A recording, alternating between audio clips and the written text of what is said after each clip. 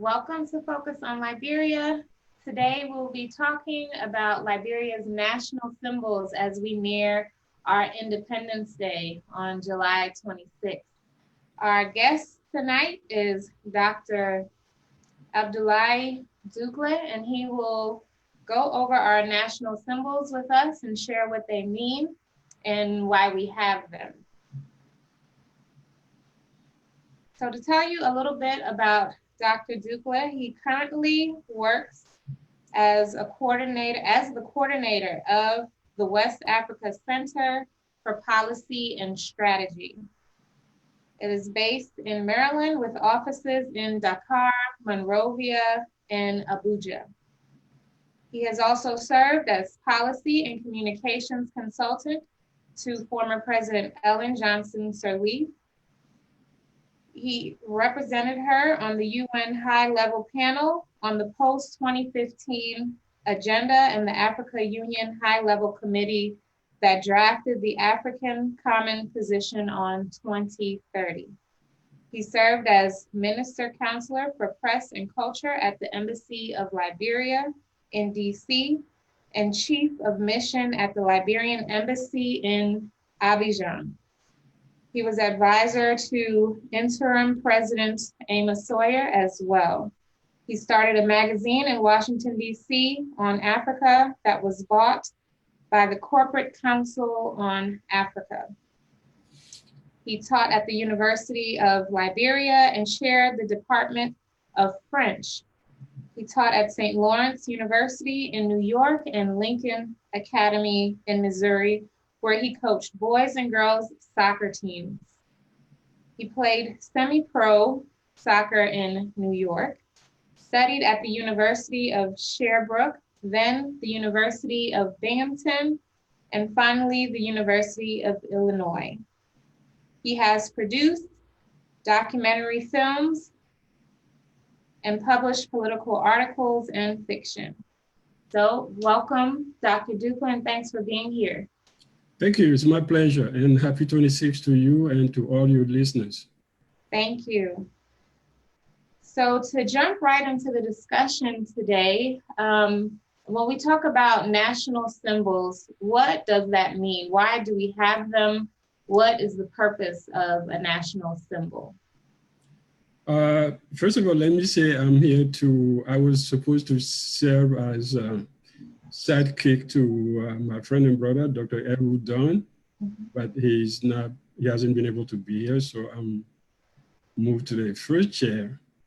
And because he has done a lot of work on these symbols, and he in fact was part of a committee, a small group of people set up by President Sirleaf, to review these symbols, which are the national anthem, the national emblem. You have also all the awards and everything else you can imagine that represent, that people say, okay, this is Liberia. When they see it, they say, this is Liberia. The flag, which was, they say, some people say it's copied after the American flag, but is it really? Maybe it's a Liberia rendition of the American flag. You have the national, how you call it? All these different pioneers and symbols that have been accumulated over the years, from the national anthem, which was written by President Warner, the third president of Liberia, to the latest, the highest of decoration, civilian decoration, which is the Pioneers Order, which was put in place by President Tubman.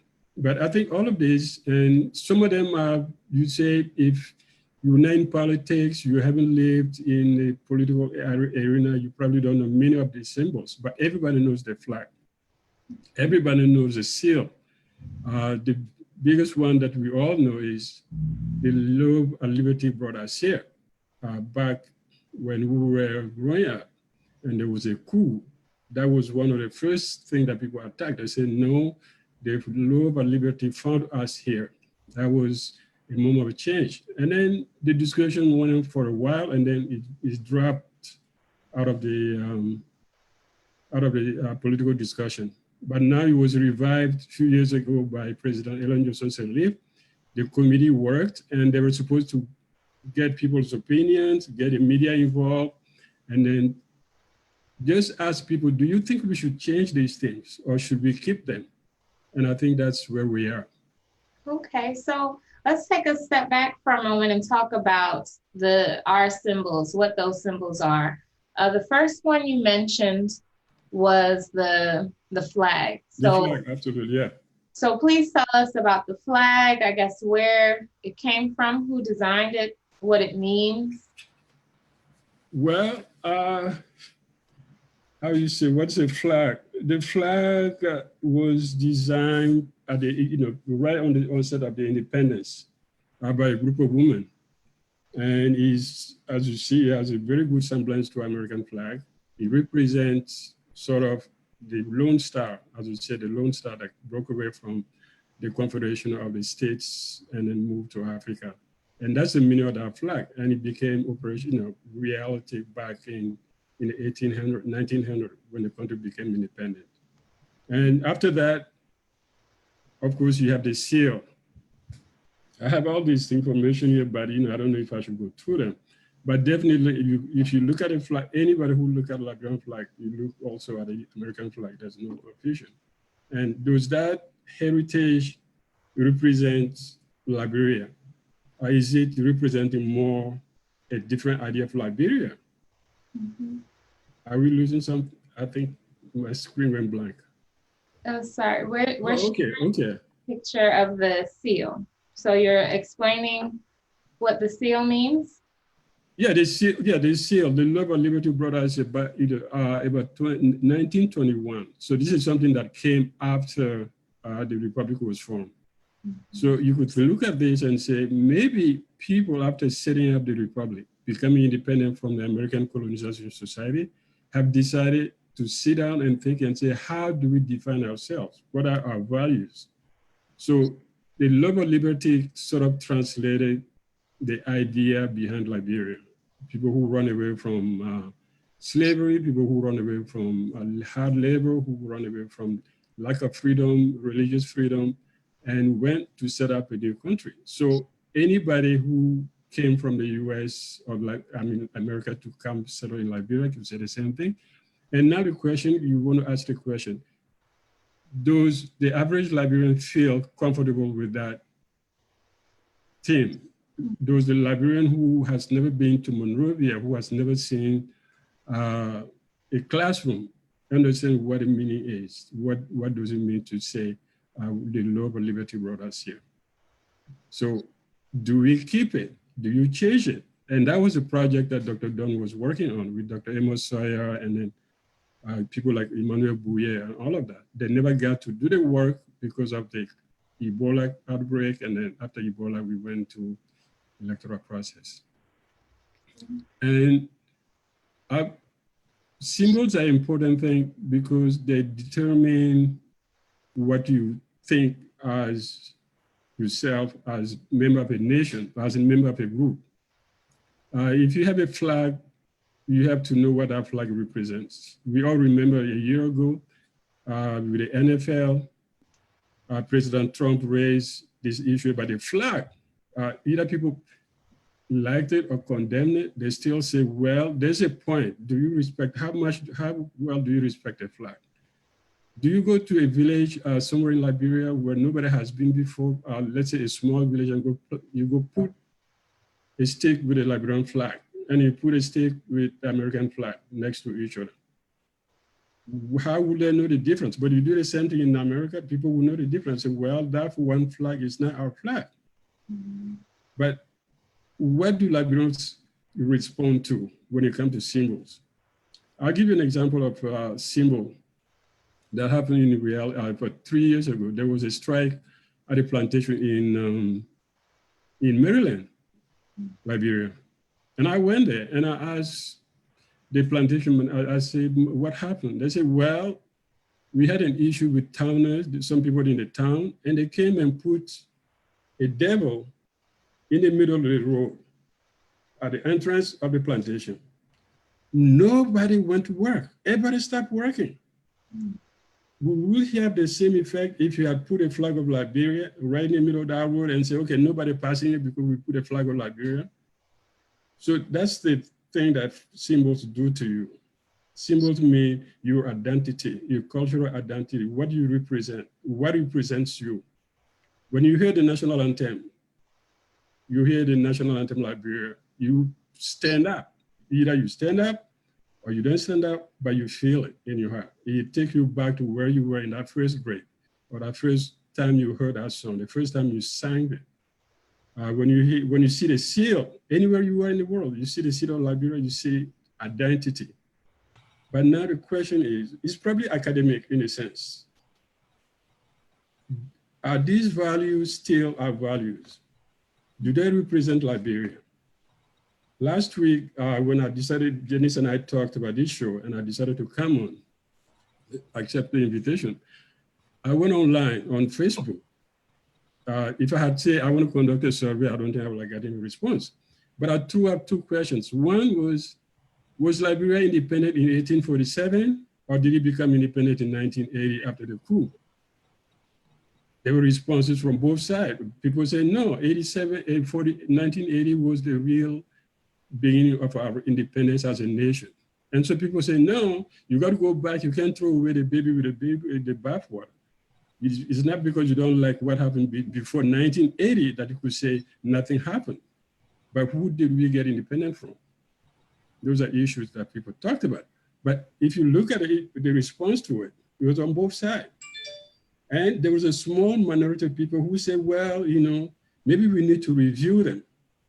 Maybe we need to sit and talk about, do we want to be represented by an American flag with one star?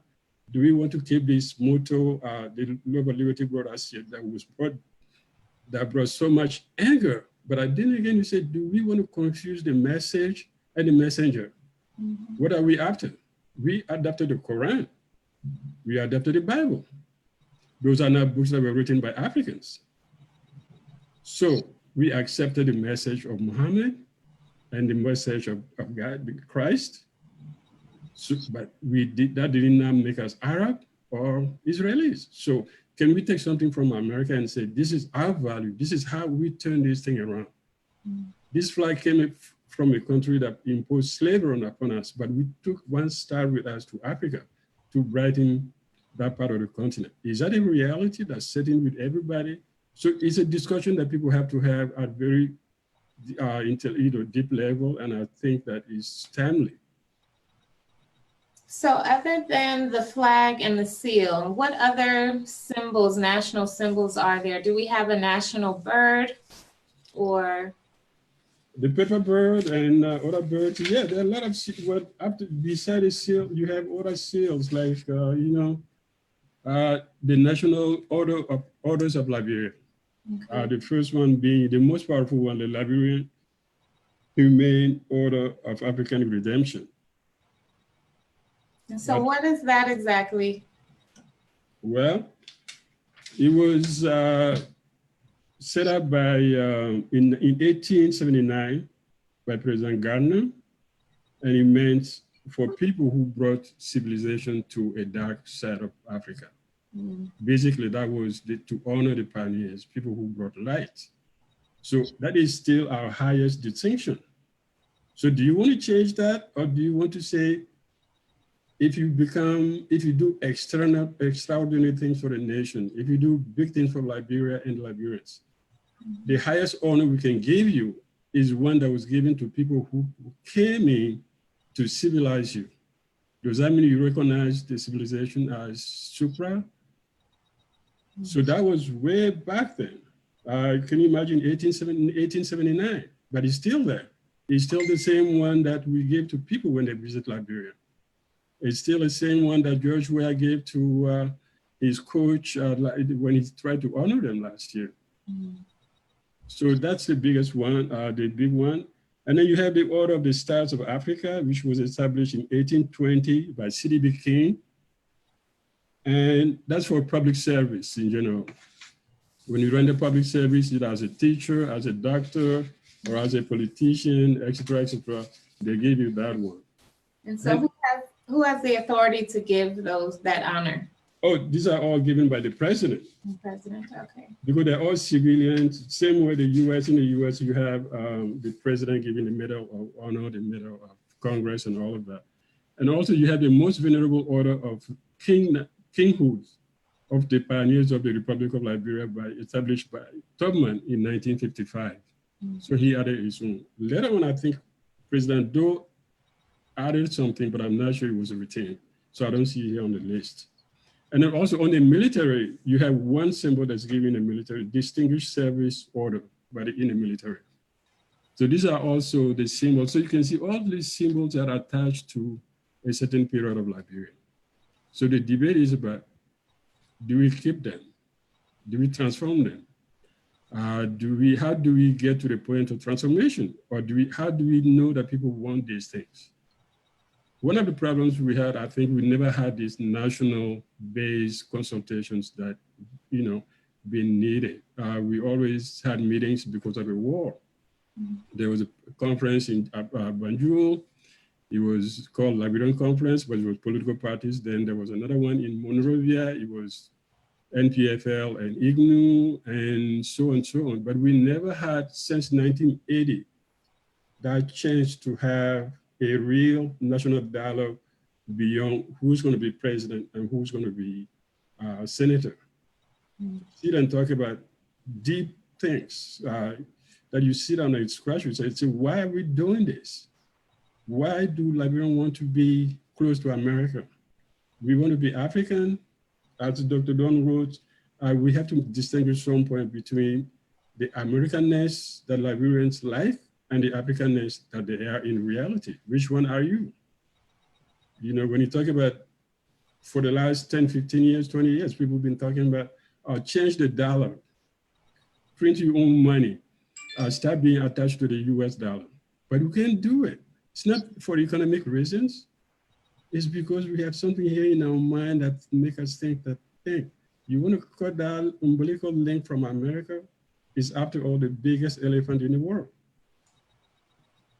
That's an interesting concept, I guess, that even our money could be considered national symbols or a source of pride. What can you tell us about currency over the years and the printing of it, and I guess what symbols are placed on the currency?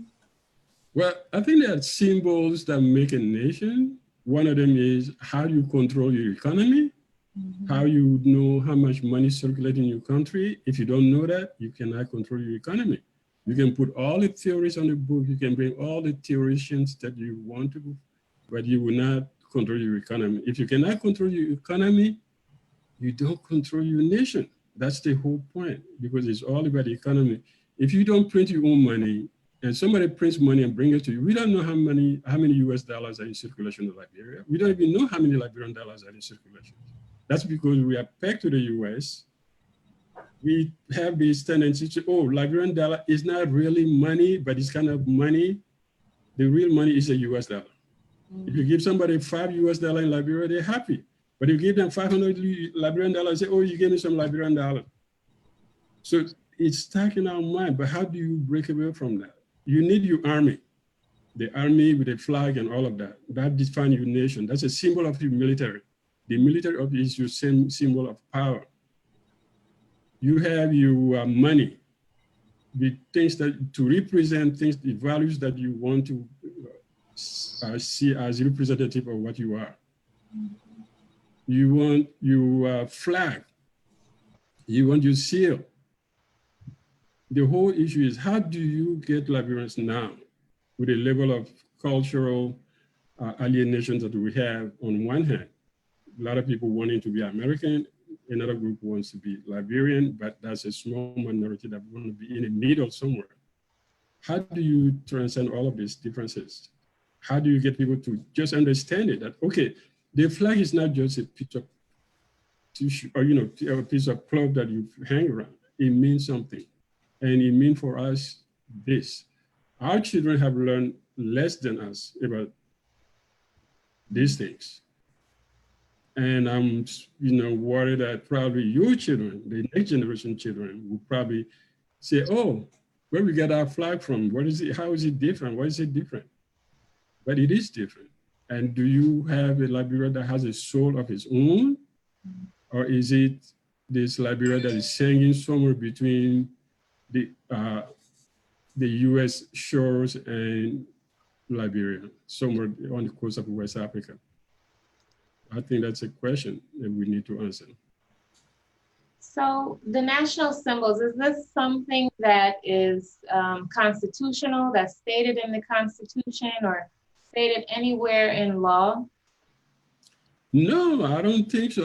I have never seen any part of the Constitution that says the flag should be this way.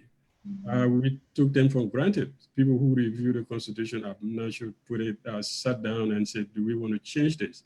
Because if they had been in the Constitution, I think these things will have been reviewed. And I'm sure former President Doe or President Taylor will have changed them and put something new in place, but it never happened. So these are things that we take for granted.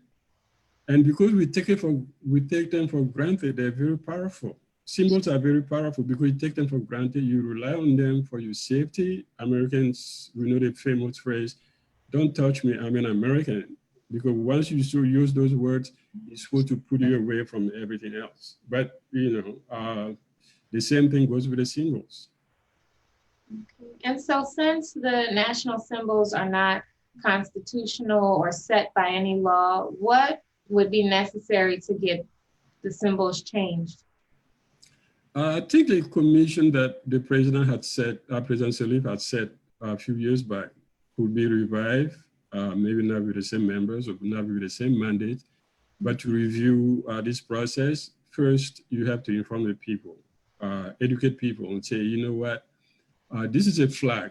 It represents us, but it was made by these people at this time. Do you agree with it? This is our seal. This is our, national anthem. This is our national set of orders. Do we want to keep them?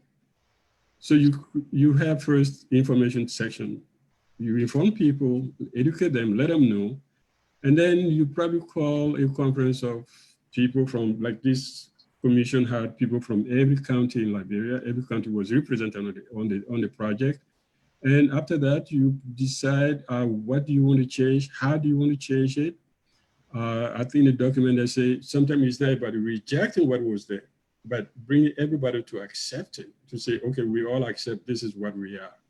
We never had that debate. African countries that became independent from France or Great Britain all had that debate at one point. They had national conferences to move to say, okay, we have become independent, so we take this flag. Usually the flag was designed by somebody, but anyway, but those people had that. It come back to the question, is Liberia independent since 1847 or Liberia simply independent since 1980? If everybody was not part of the political process prior to 1980, what makes it an independent country?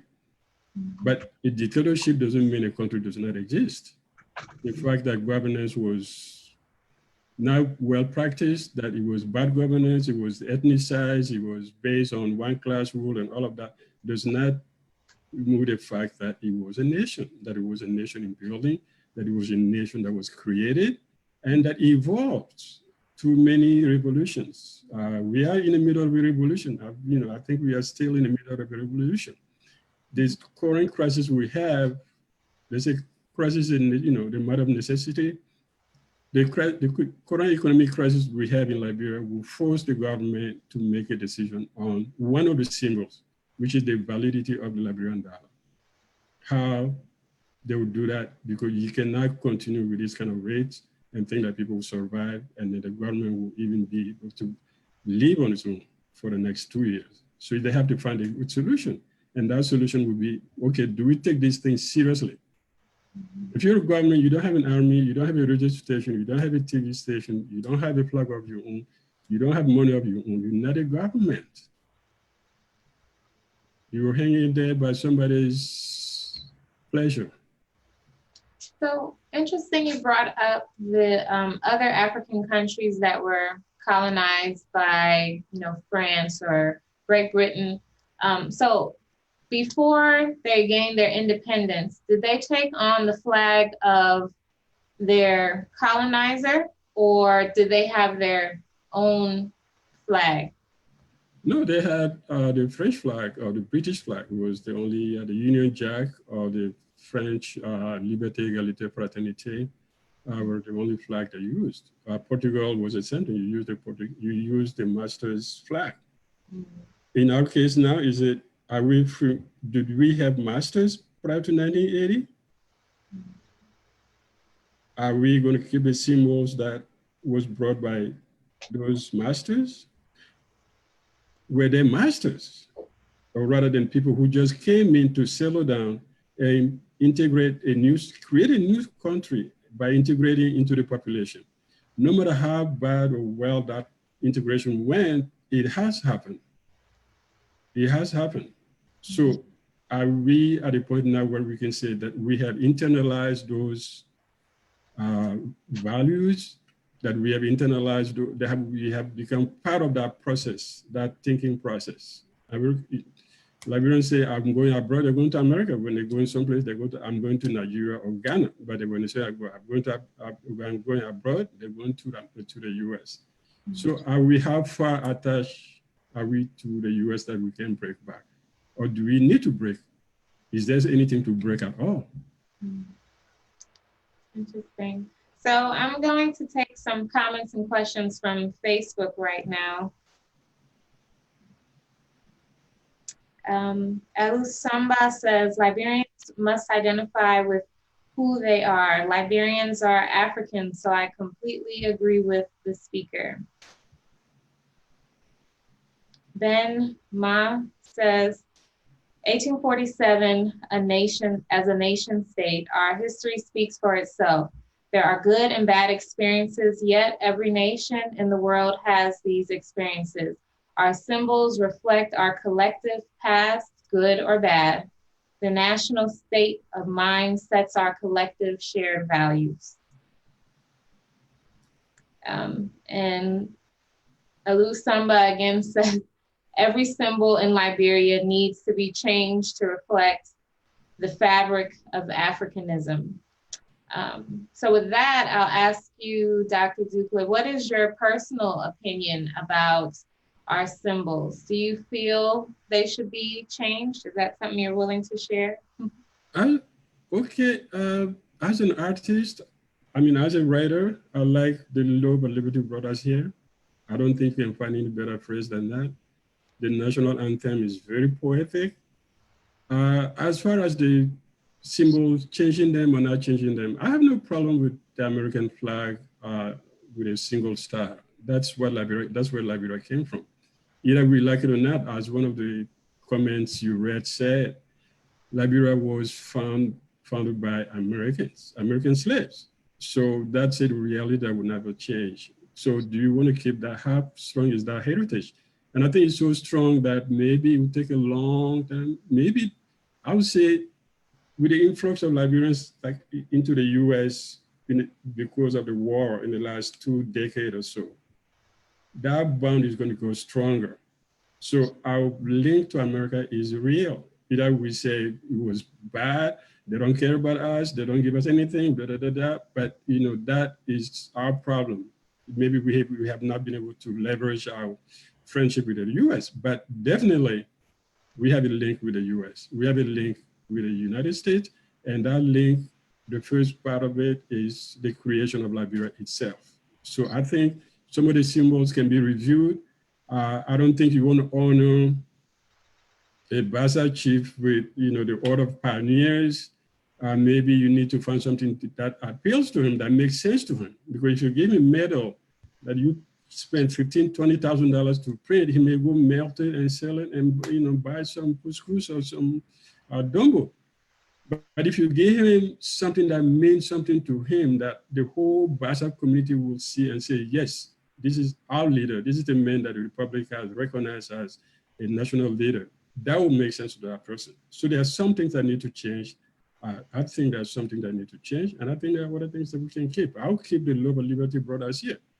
It could be anybody. Either you came from Guinea, from Cameroon, from Nigeria, from everywhere. It's the love of that liberty in Liberia that says, hey, we are free people in this country. As long as you're Black, welcome.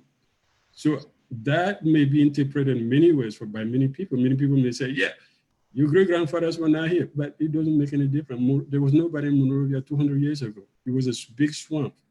So the 1.5 million people who live there now came from somewhere else. So, but sometimes we see more that divide us than what bring us together as a people. But when you see a Liberian, you know a Liberian. When you hear a Liberian, you know you heard a Liberian speak.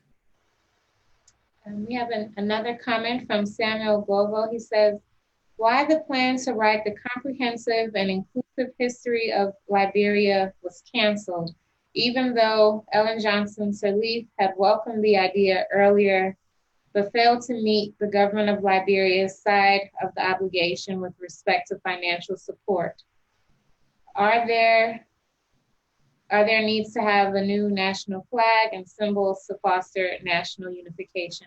So I believe you addressed the second half already, if you believe there's a need to change the national symbols, but do you know about the plan to write a comprehensive, inclusive history of Liberia? There was a project, and I think again, Dr. Dawn and a few other people were working on it. There have been books on Liberia, but when you say comprehensive, we always go back to as far as people started writing about Liberia. You know, Dr. Patrick Borough wrote a beautiful book, great book, From the Salt to the Salt. You know, you probably heard about it. So if you read that book, you see how people migrated towards Liberia and all of that, and came in at a different moment. So what is the history of Liberia? Is it from the time we went through colonization? I mean, 1847, 1822 actually, when the first people start coming in, they start forming this enclave on the west coast of Africa. Is that a time? Is everybody part of that history? Or is it the history that started with the beginning of 1980, the coup, when everybody sort of felt free to be part of this big, under the big tent? So if you want to write a history of Liberia, maybe you go by writing his local histories. And then you put all of that together, and then everybody will have a clear idea of what they contributed to this republic called Liberia. Okay. And so you talked about the project with the former President Ellen Johnson Sirleaf, which you were a committee member. What exactly prompted her to even form that committee or to begin that project?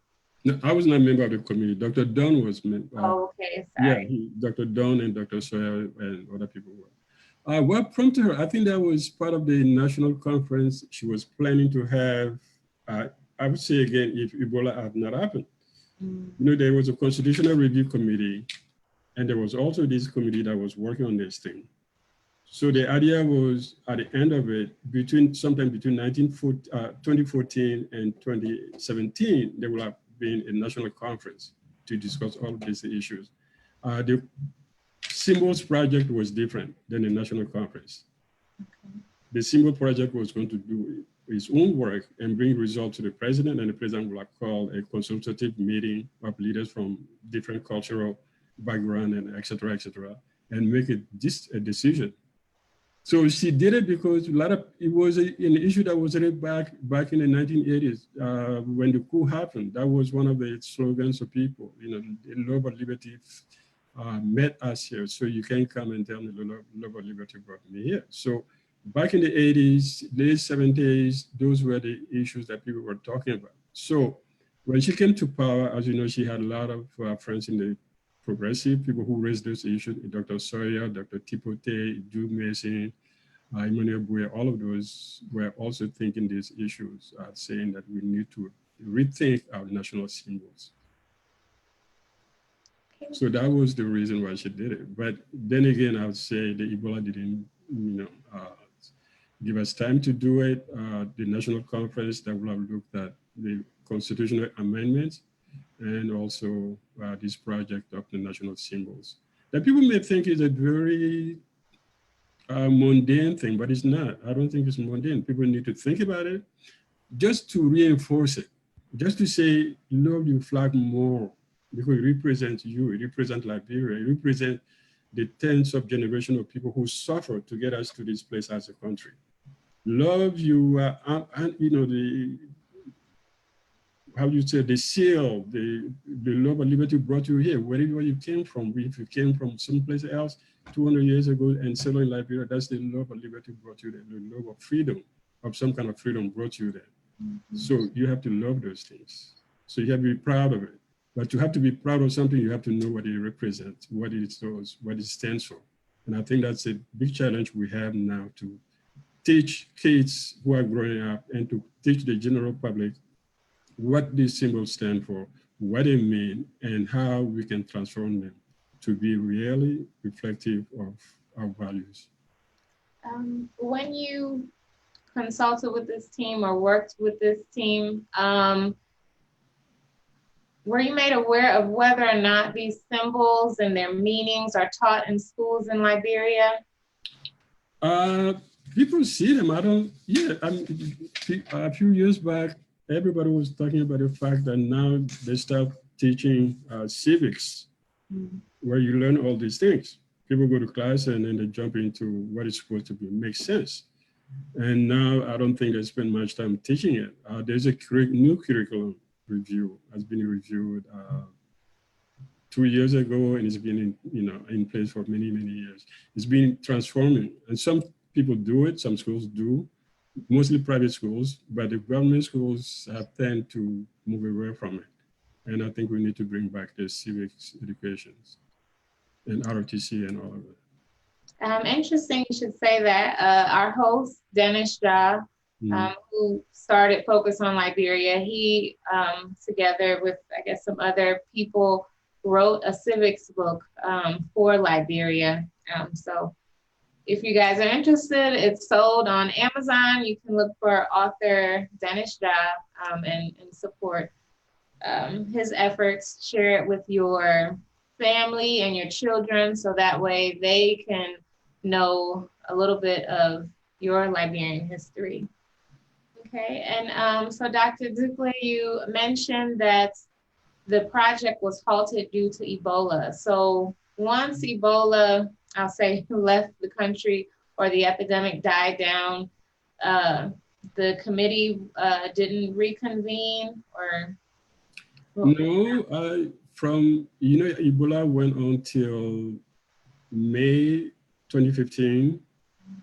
And May 2015, from May 2015, we just say oof.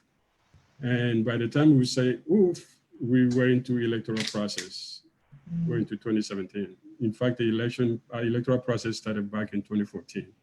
And in that sense, the president was already engaged in transition to leave office, so therefore she didn't put attention to. And most of the people had left anyway. Some of the people left, some people went to different things. Dr. Soya, of course, kept working at the governance commission, but this committee, particular committee, has not been revived, not to my knowledge.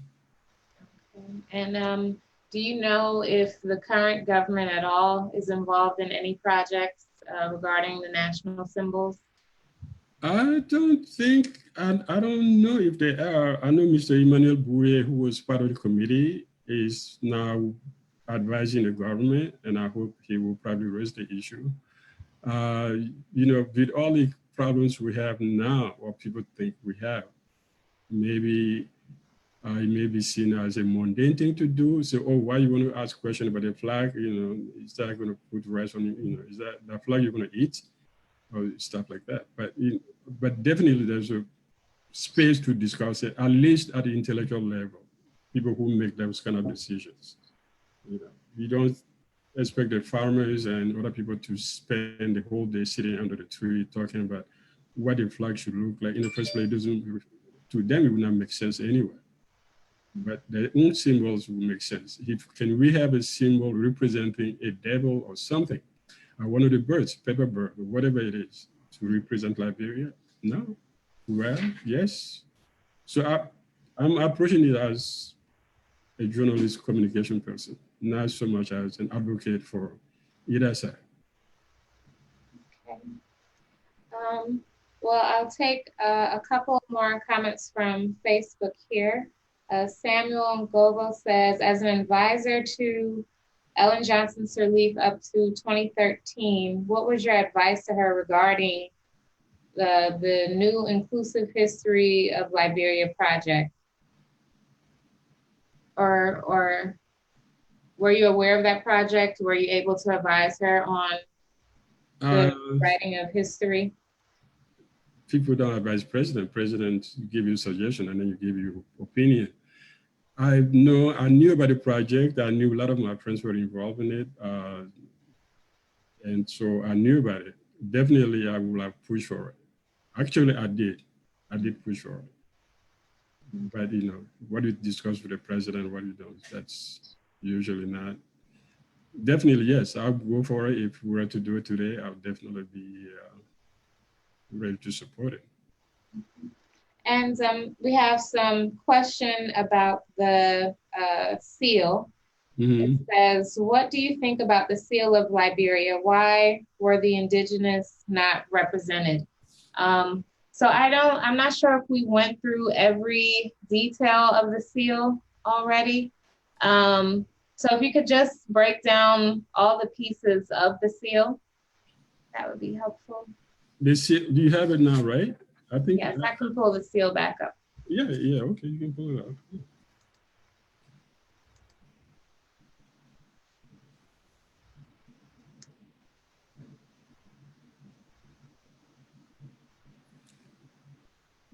Okay. Yeah, so we have the ship. I'm guessing that has to do with the arrival of the settlers. Yeah. Okay. And then you have the hole, you have the palm tree, and you have the dove, mm-hmm. And then you have the two flags. And all of these are pertaining to people who are finding a new place to live in, who are creating something new. They're arriving. Mm-hmm. The bird, they're arriving with a message of freedom, liberty, freedom or love. Dove that, signify that. And then you have the ship that's traveling, and you have the sun in the background. It could be a sunrise, it could be sunset, but let's assume it's a sunrise. And then you have a field. So all of these represent what Americans, freed slaves found, or the ideal of Liberia when they first came in. And this was started back in 1823. It was not made in one spot. The first one model was made in 1833, and after that it kept changing till we got to what we are today. Okay.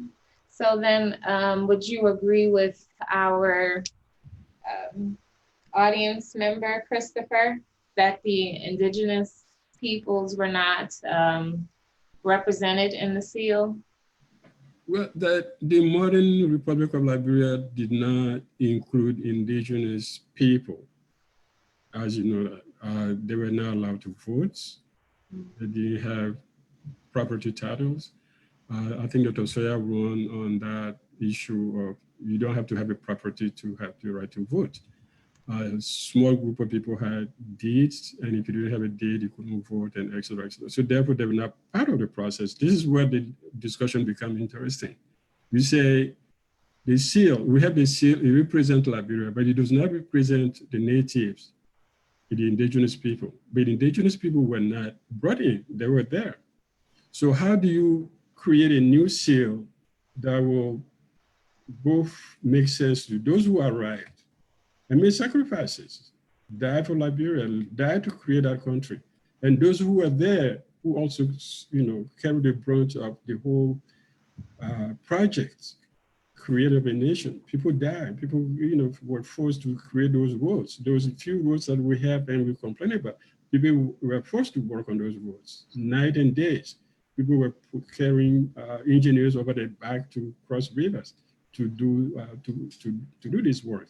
So how do you, those who came with a hope of creating a new country and those who were sitting idly in their own home and then became part of a transformation, a political transformation they had no control over, how do you bring the ideals together to make one?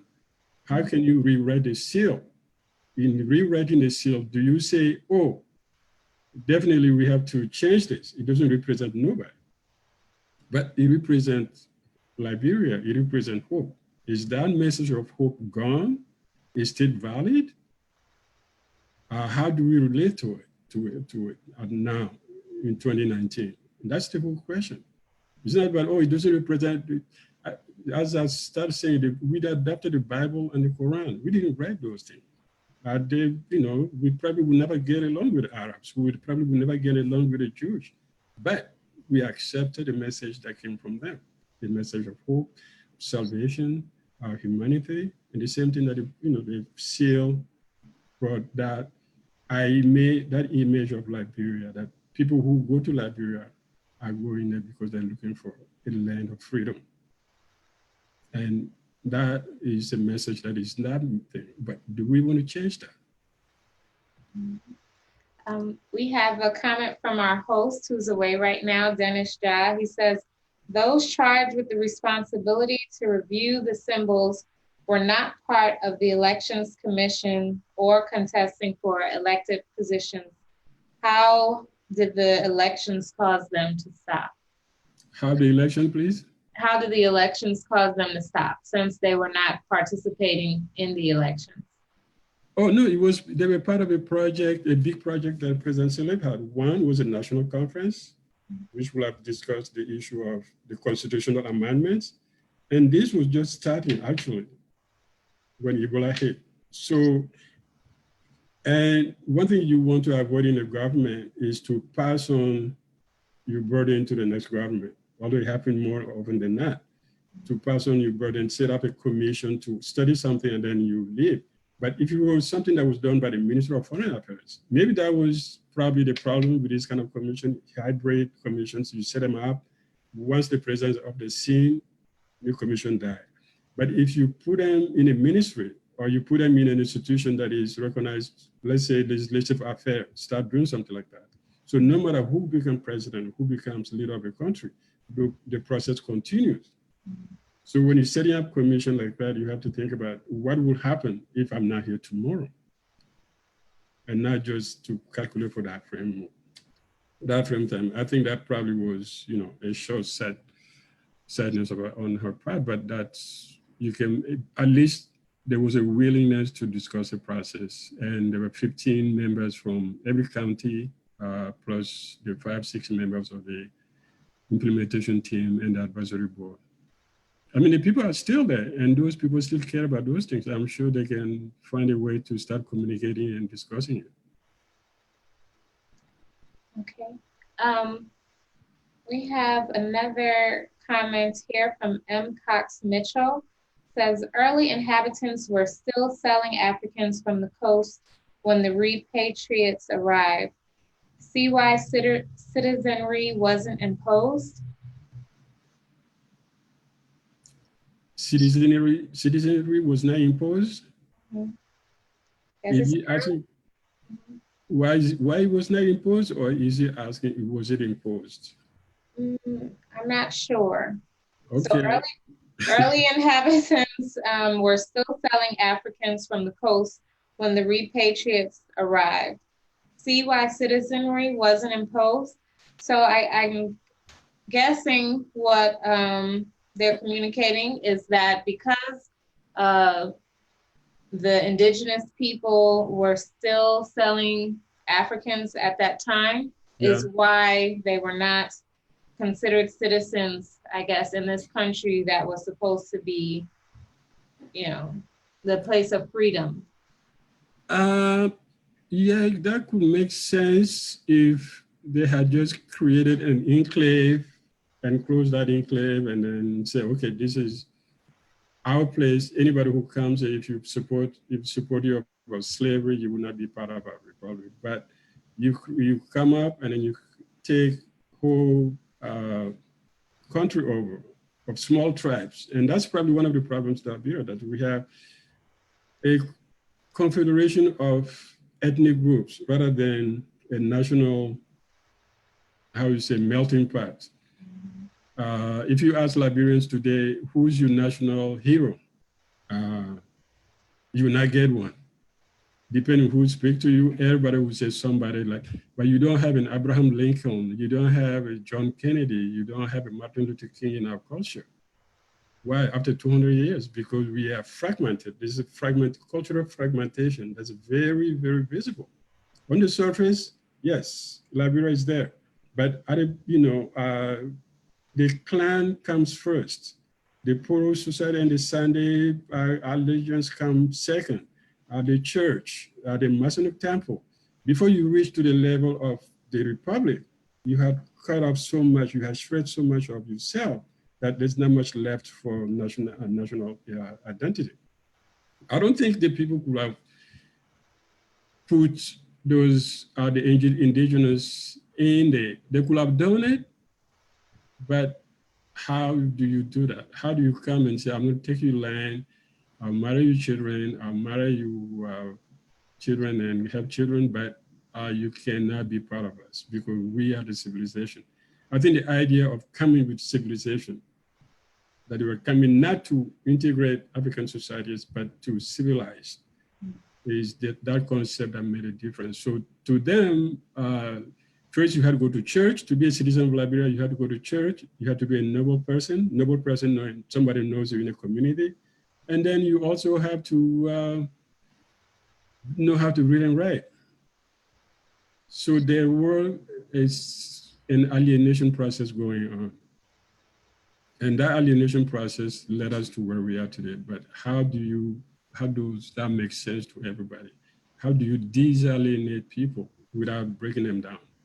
How do you free people without, putting them into a new bind? So the idea of, the natives not being involved in it, that was because of colonization. It was the French people came to Africa, they didn't include Africans till the Africans started to read and write and then challenged them. The same thing happened with the British. And Liberia, I think the same thing happened. We have this revolution that has started back in 1980 that's still going on. In my mind, the revolution is still going on. We have many phases. We still have another phase to go through, which will be the economic revolution and that happened.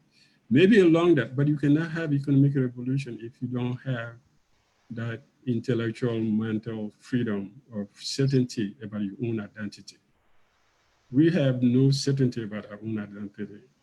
And that was one of the phrases that used by the commission, say, our Americanness or Africanness, which one do we choose? You can sit here and say, oh, I'm more African than everybody, but you're in America, you don't want to go to Africa, you want to enjoy what America reflects, but you still claim that you'd be more African than Africanist? Interesting point. We have another question from our host, Dennis Jha. He says, is it hypocritical that those of us who preach the message of oneness push back when it comes to changing some of the symbols to reflect everyone? How do we reconcile the two? I think you can reconcile the two very easily, that you have an open discussion, that people say, yes, it's an American flag with one star, but it is our flag. Yes, the seal says the Love and Liberty brought us here, or the original people who came brought that in, but we as people now adapt to that. You can't put 15, 16 tribes in one room and say, let's design one thing. It's not going to happen. You can't put 10 intellectuals in one room and say, let's design a new flag. Why do you want a new flag? What's our problem? Do we have a problem with the colonization process? Is shortcomings, or do we have issue with being attached to America? It's a one-way street. I always say that it's a one-way street. It's we Liberians who love America. Americans don't know where Liberia is, except when it comes to political issues dealing with Africa. Sometimes more in the past than now. So do we break that link, or do we stay in And if you want to break it, if you think that Liberians are more concerned about their Africanity than being the link with the link with America, then you break it. But I don't think so. I don't think that Liberians are that angry at the symbols to the point they say, okay, let's burn these symbols and then move on. Although the ideal would be to have every Liberian adapted as their own. Is that possible? And so final question we'll take from Facebook. We have someone again asking about what would be the process if, you know, a lot of people decided, yes, we wanted to change the flag, we wanted to change the seal. What would be the process to change this? Because we've already said it's not constitutionally mandated. There's no law that sets it. So what then would be the process to change it if we wanted to change it? Can you just refresh our audience again on the process? The process would be a group of people, the same group of people who did this, who started the consultation, or new group of people who are really bent on doing this, can get together, write a petition. You present a petition to the House, you present a petition to the President, and say we want to start a discussion on this. And then you get enough people to sign on to it. And Constitution says they have to listen. And I'm sure anybody in Liberia now will be happy to discuss these issues rather than the other issues that we discussed. Mm-hmm. And I think that, you know, people can get together and then petition the government to do it. And there was work done. It's not like they're coming in to say, oh, let's start from scratch. There was a plan, there was a strategy to do it, and there was even a vision where it was all going to land. So Dr. Elwood Don is still here, Dr. Soya is still here, Emmanuel Buya is still here, and Kula Fofana is still here. So all of these people can still be, and these are people who were all interested in the projects. Not so much to say we want to change it, but just to review them. Review, build a national consensus, and then from the national consensus, come up with new design if that is necessary. Perfect. Okay, and so as we draw to a close here, Dr. Dukule, can you please just give our audience your final thoughts on our national symbols and why you feel it's important, why you may feel it's important for all of us to know them and adopt them, how important it is just to our people and our culture. You just said that. I think symbols are very, sometimes we look at them as, mundane things that don't have a flag, a currency, but these are things that create your identity. And they establish yourself in your mind as a person belonging to a society, and that society belonging to all of you. And the force that brings you together is the respect you have for those symbols. So if we get Liberians to respect their symbols, then we could say we don't need to change them, or we could change them, or how much do you want to change? But people who also want to keep the symbols have voices. Those who want to change them, and there are those who don't really care one way or another. They'll say, yeah, a flag is a flag. You know, if you don't get a gold seal, you don't get it. But a lot of people like it. So I think it's important to go back and teach people what it is, to teach people about symbols, teach people about values, and then link it up to Liberia history. It's not a history of like the rest of West Africa. If you talk about Mali, everybody speaks Bambara. In Senegal, everybody speaks Wolof. You go to Burkina Faso, everybody speaks one language. These people, they had countries, they had kingdoms that were functioning, and those kingdoms stayed even after colonization. So they were able to build upon their own cultural values without breaking through. But we don't have that. Liberia doesn't have that. Liberia was created by people who came in, brought their own values, and brought other people to embrace those values as we go on. And if you don't know the symbols, you can respect them. If you don't respect them, you don't belong to them. And as I say about the case in Maryland, if you put a flag on the road, people go to work. but because they put one devil representation of their own belief right in the middle of the road, nobody had to tell anybody anything. Nobody went to work for 3 weeks. And to remove it, it took 3 cows, 10 bags of rice, and et cetera, et cetera. So symbols are very important. They're part of our makeup, our cultural makeup, our mental makeup, and therefore we should try everything possible to know them and understand them and decide if we want to keep them or not, and which one you want to keep and which one you want to redesign. Okay. And Dennis Shaw actually has one more question. He says, okay, how about the names like Virginia and Ashman Street, etc.? Should we change them? You know, who's that woman who blew the cannon and killed all the Nipple Street? We still have Nipple Street. When you think about it, sometimes people may say, oh, it's just a group of intellectuals. Think about it. People live on Nipple Street, Matita Nipple. You know her history, right? But everybody who live on Nipple Street now is probably indigenous person from somewhere, in the country. But nobody said, no, I don't want to live on Nipple Street. You have to change the name. If we didn't change those things in 1980, right after the coup, which was another stage in the revolution, another stage in the making of Liberia, I don't see now how you can get people to enthusiastically say, yes, let's change them. Because we've been a generation now. Since the coup, it has been one generation. The coup that, people who came to power through the coup are now on their way out. A new generation taking over. But nobody has sat down and said, no, we don't want this American flag. No, we don't want this American dollar on the market. We don't want Nipple Street. We don't want Ashmore Street. We don't want Calvert. People live with it. But what does it do to our consciousness as a people? What does it do to our mentality? When you wake up, the first time you go to school, you learn about your flag and they say, oh, yeah, it looks like an American flag. Where is America? Oh, it's the country where people who came to create our country came from. Oh, so I'm not part of the people who created my country. You see how you can drag that discussion, and you sit down and then you watch it. I think it's very important that we think about the symbols. It's not just, you can't do your economy if you don't have a sense of nationalism to the point that say, this is our nation, we have to take it over.